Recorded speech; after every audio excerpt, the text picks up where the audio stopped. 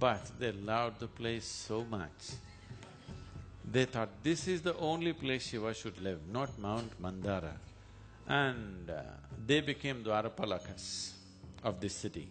They said, anyway he has to come, there's no point we going back. Then Divodasa was tempted with mukti. He did not fall for any kind of other things they created, corruptions. He was incorruptible, but he was tempted with mukti and he took it. Then Shiva came back. So, there's a temple called Avimukteshwara because Shiva promised he will never leave Kashi. Whatever happens, I will not leave Kashi. So these are all stories to tell you how much they long to be here, not because of pleasures, because of the possibility that the city offered.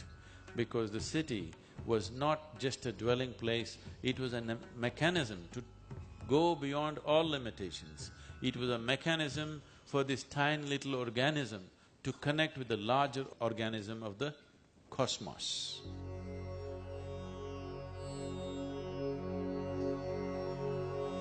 The 8 Kal Bhairava temples are located in 8 cardinal directions of Kashi, protecting the whole mandala. These are Unmat Bhairava, Krodhana Bhairava, Kapala Bhairava, Asitanga Bhairava, Chanda Bhairava, Ruru Bhairava, Bhishana Bhairava and Samhara Bhairava.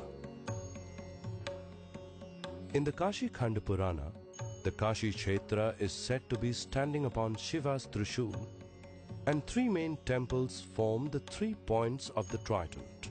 These 3 main temples act as the fulcrum for the mandala.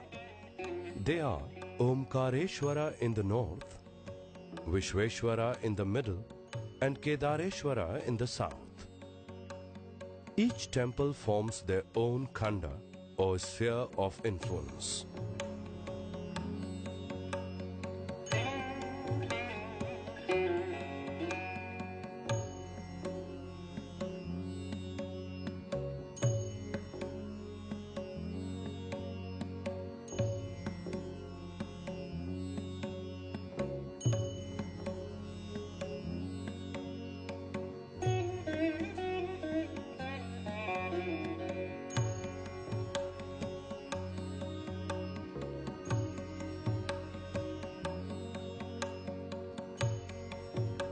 Along the 8 directions, 56 Ganesha temples have been established in 7 concentric circles.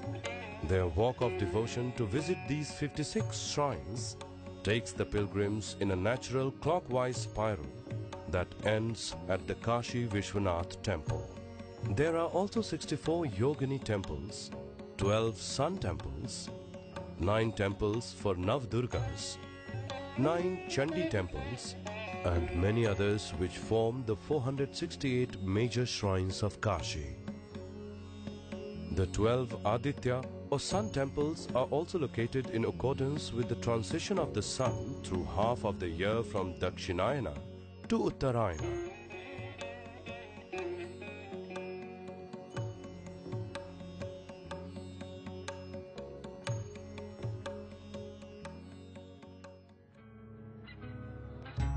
The Panch Kroshi Yatra is one of the most significant Padyatras done by pilgrims around the sacred Kashi Mandala. Along this route, there are 108 shrines to which pilgrims travel by foot. There are 5 major villages where pilgrims can rest and even stay overnight.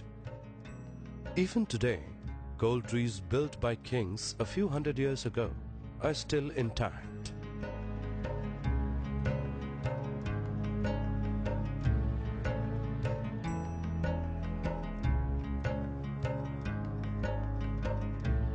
As one travels in a clockwise direction on the Panch Kroshi route, all the temples are located on the right side of the road, marking the outer limit of the Panch Kroshi sphere. The Panch Kroshi Yatra begins with a dip in the river Ganga at Manikarnika Ghat. The first major temple on this route is the Adi Karmadheshwar temple. The linga here was consecrated by sage Karmadheshwar. In the Kashi Khanda Purana, it is said that yakshas and ganas always lived on the trees and near water bodies. On this route, their shrines have also been placed in the same way. The second temple on the route is the Bhim Chandi Mandir. Bhim Chandi Mahadevi Sarvarachas Bhakshini Muni Tran Kare Devi Namaste Stu. This Durga temple is said to have been established by the Gandharva who worshipped Devi here. She is said to protect all devotees who seek her grace as her own child, blessing them with health and well-being.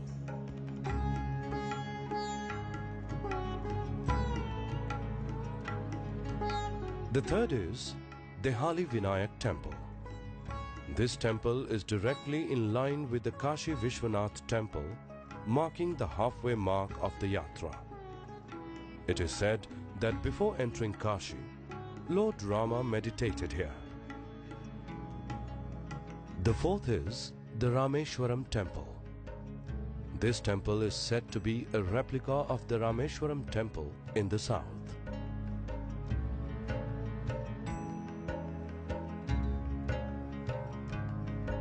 It is situated on the banks of the river Varuna and marks the northernmost point of the yatra. It says in the scriptures that all the lingas of the Kashi Mandala fall under 42 kinds.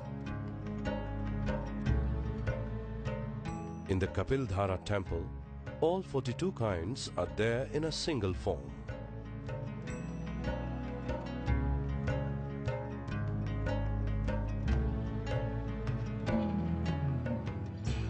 The Pasupani Vinayaka and Kapilidhara temples mark the end of the Panchkroshi Yatra.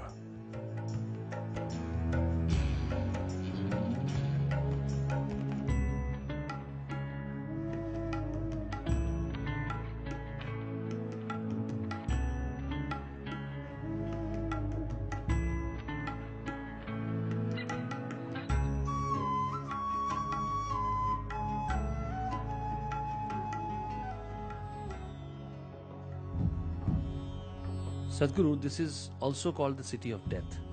In every Hindu household, you hear that one has to come to Kashi, either to die or after one dies to do the final rites here. Why is this tradition? Why do we hear about moksha and nirvana and all those words associated with Kashi? I would love to know why Kashi is so significant and so linked with life and death.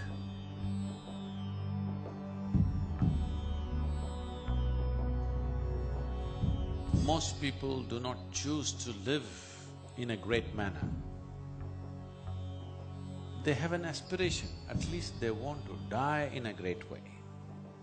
Dying gloriously means death leading not just to disposal of body, but death leading to an ultimate liberation.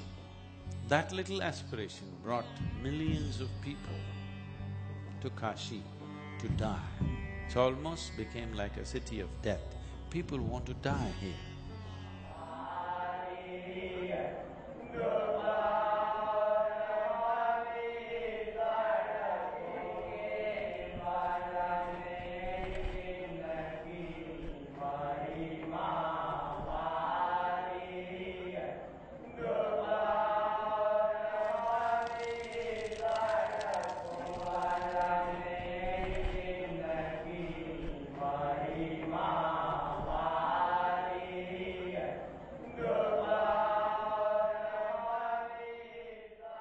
What is exactly death? Is the decaying of body or the dying of body is death? On one hand, my body is dying, on my thoughts, my ideas are becoming something which the world suppose embraces, and they live without me. So is it, would you call it death? What would you define death as? Have you ever died? Did you die and come back? No. In your experience, no, isn't it? Somebody else may say so. It doesn't matter. In your experience, no. Did you ever see somebody who died and came back? I haven't seen anyone. Have you ever seen a dead man? Yeah, You seen a dead man? I've seen dead body. Dead body you have seen. Have you seen a dead man? I don't think so. So you have not seen one, you have not met one, nor have you experienced. So where did you get this idea that you will die? It is learned thought. That's what. It is a fiction of the ignorant, created by the ignorant. There is no such thing as death. There's just life, life and life, moving from one dimension to another. So only when people are ignorant and their vision of life and their perception of life is very limited to physical nature of the existence, then they will think of life and death. Otherwise, there's just life and life. It's common knowledge that one is born. The life process, you didn't just pop out like pop and fell here like a baby. Slowly you evolved in the mother's womb, isn't it? Life slowly infused itself into the flesh, and what is your mother's flesh slowly became you because you invaded that part and that became you. It's happened slowly. So even when you die, you ever spent some time with a dead body? You will see up to 11 to 14 days, fingernails will grow, facial hair will grow. All hair will grow, but because if somebody has shaved, you can see it's growing. The prana doesn't leave the system immediately. You're dead for practical purposes. For the world, you are dead. For yourself, you're not fully dead. That will take 11 to 14 days. That's the reason the karmas and kriyas are done the way it is done. When you burn the body, it's just instantly out, everything is finished. You must go to Manikarnik Ghat and see. On an average in Kashi, every day about 40 to 50 bodies are burnt. Just sit there for 3 days. If you sit in sadhana there for just for 3 days, you will see what a difference it will make. Simply because this energy is being forcefully ejected from the bodies. It is almost like human sacrifice because the energy is being forcefully thrown out and there's a phenomenal amount of energy, and if you know how to use it, this is the reason why all the certain types of yogis are doing sadhana, including Shiva himself, always doing sadhana in the cremation ground, because without harming any life, you still can make use of life.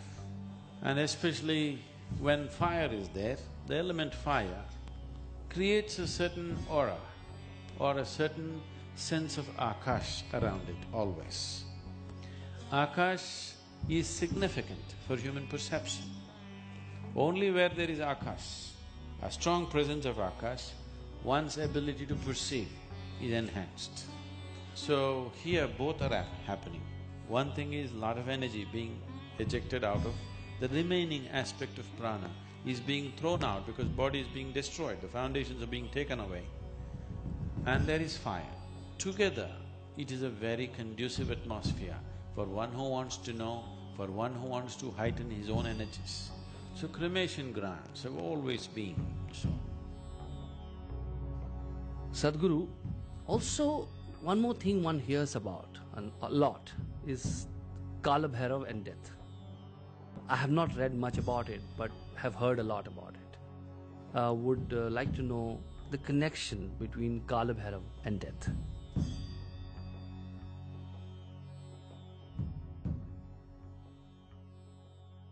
Mahadeva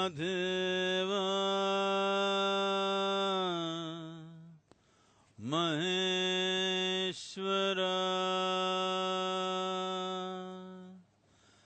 Bhairava Sarveshwara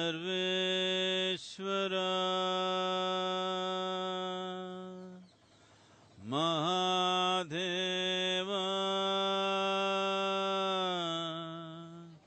Sarveshwara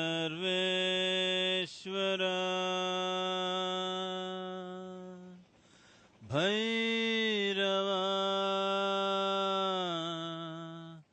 Mukte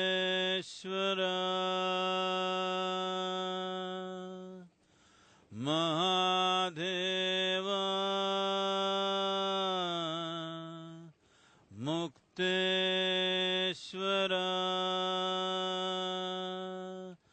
Bhairava Kala Bhairava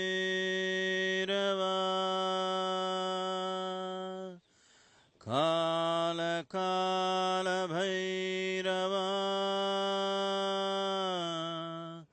Maharatre.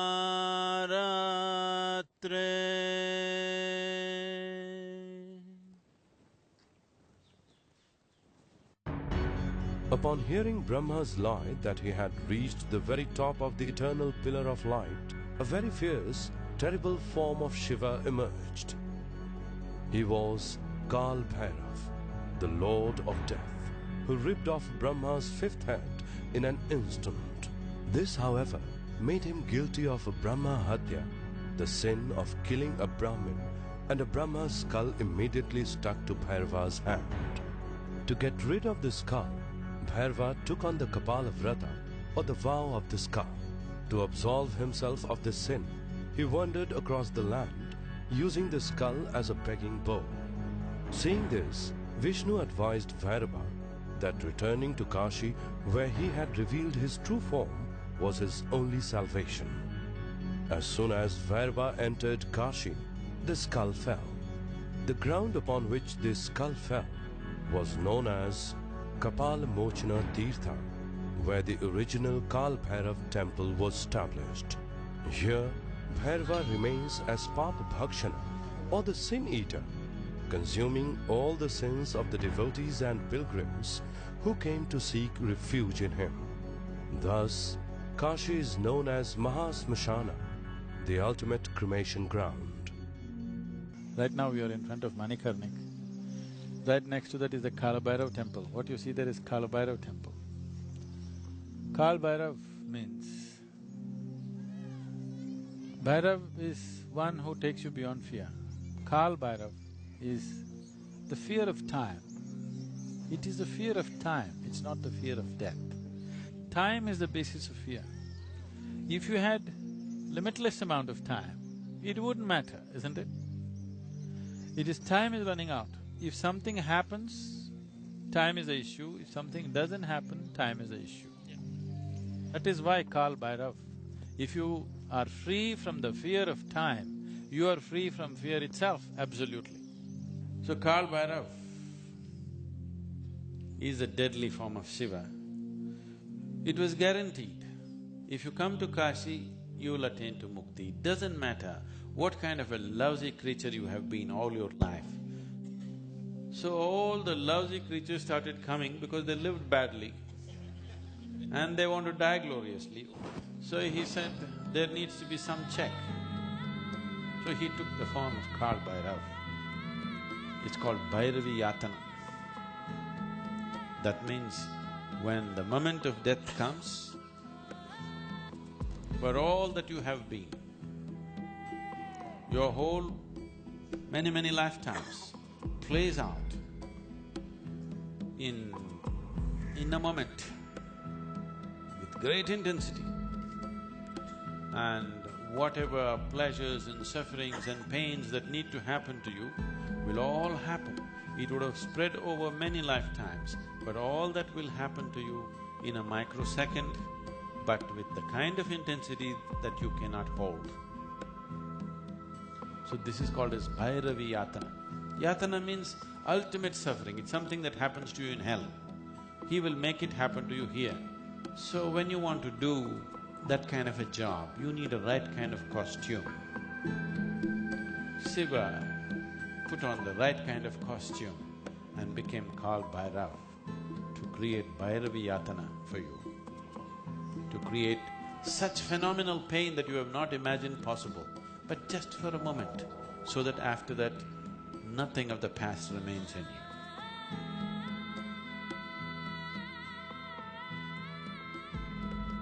It is said that whoever commits a sin in the city of Kashi will be doomed by Kal Bhairav to wander as a pishacha in a tortured, disembodied state.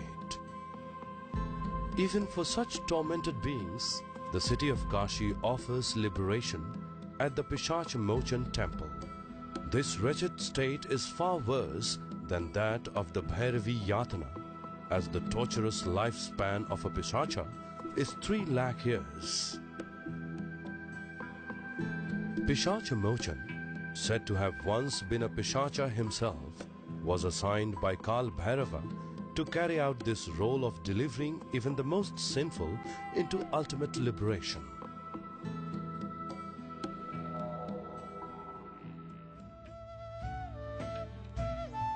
Sadhguru, with such a powerful mechanism set up for a human being to evolve and be liberated in this place, is there a need to do any rituals in Kashi? Because, what I hear from you is that there is a great design to this place, the yantra you talked about. So your mere presence here should be enough. Still, I see many people come here to do rituals of various kinds. What is the significance?